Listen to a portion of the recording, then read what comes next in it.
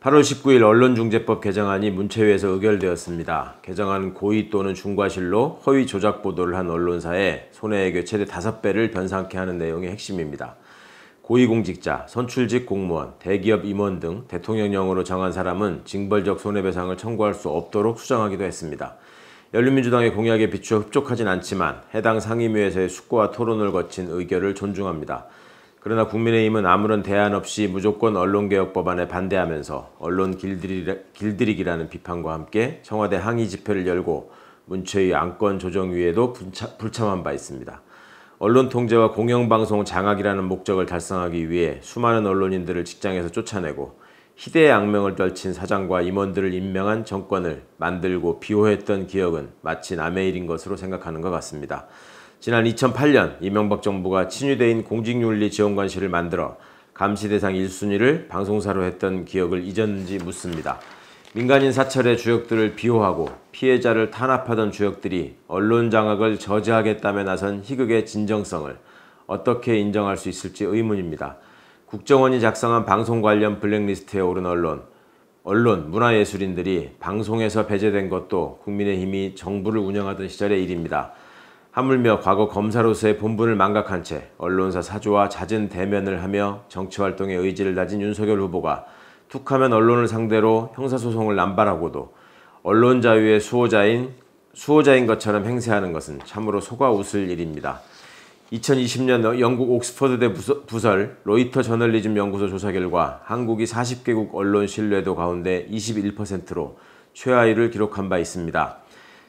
지난 1월 19일 한국기자협회와 한국인터넷신문협회가 언론윤리 현장을 제정하면서 언론의 존재 이유와 시민의 신뢰는 언론의 가장 소중한 자산임을 밝힌 기억도 아직 생생합니다. 언론과 유관단체들은 막연한 불안감을 선동하며 시민들의 질타와 그에 따른 책임을 회피할 것이 아니라 그간 언론인으로서의 사회적 책임과 사명을 다하기 위해 과연 어떤 노력을 했는지 스스로 조명해봐야 할 것입니다. 자정기능을 상실한 언론을 방치하면 결국 피해자는 국민이 됩니다. 언론개혁은 외면할 수 없는 시대적 과제입니다. 열린민주당은 언제나 언론개혁을 위한 싸움에 선봉에 설 것입니다. 공군 내 성추행 사건이 공론화된 지 3개월도 되지 않아 또다시 군내 성추행으로 피해자가 사망하는 일이 생겼습니다. 5월 31일 공군 성추행 사건이 우리 사회에 준 충격이 가시기도 전에 거의 동일한 내용의 범행이 방치되고 피해자가 사망하는 일이 재발하여 참담한 마음을 금할 수 없습니다. 수치심에 치를 떠는 피해자가 사건이 일체 외부로 노출되지 않았으면 좋겠다는 요청을 한 것을 명분으로 사건 은폐 시도가 다시 이루어진 것입니다.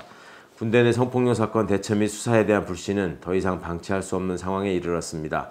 진정성이 의심되는 국방부의 후속 조치가 결코 면피성으로 그쳐서는 안 됩니다. 근본적 처방을 만드는데 누구도 미적거려서는 안 되겠습니다. 이미 기업과 시민사회에서는 다소의 진통에도 불구하고 계급과 성별, 위계로부터의 불평등 해소와 반성폭력 문화를 형성해가며 성숙한 시민 문화를 지향해 가고 있습니다. 그러나 군대는 여전히 성폭력 사건 공론화를 막기 위해 위계를 이용해 조직적 은폐를 조장하고 있다는 질타를 피할 수 없습니다. 여성을 전우가 아닌 성적 대상으로 보는 왜곡된 시각과 상급자의 개인적 인식에 따라 달라지는 강고한 권력관계에 기반한 고충처리 방식이 더 이상 유지될 수 없다는 것은 이제 상식입니다. 최근 발생한 군내 성추행 피해자들 모두 부사관 계급과 여성이라는 이중적 위계 속에서 홀로 고통을 감내해야 했다는 점은 특히 가슴 아픈 일입니다. 번번이 군사법제도 개혁의 발목을 잡는 국민의힘이 이제는 각성하기를 바랍니다. 이번에는 반드시 고쳐내야 하겠습니다. 법사위의 논의를 주목하고 적극적으로 참여하겠습니다. 감사합니다.